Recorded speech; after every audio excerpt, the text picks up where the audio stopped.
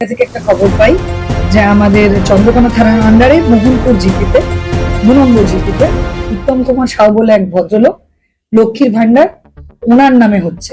লক্ষ্মীর ভান্ডার যেহেতু মহিলাদের নামেই হওয়া সম্ভব শুধুমাত্র, তাই আমরা ওনাকে নিয়ে আসি। প্রথমে ডিটেইন করা হয়, তারপরে ডকুমেন্টে দেখা যায় যে ওনার পাসবইয়ে 2022 সাল থেকে ওনার ডকুমেন্টে ওনার মিসেসের ব্যাংক অ্যাকাউন্টে 2022 সাল থেকে ওনার নামে এই লক্ষ্মীর ভান্ডারের টাকা আসছে।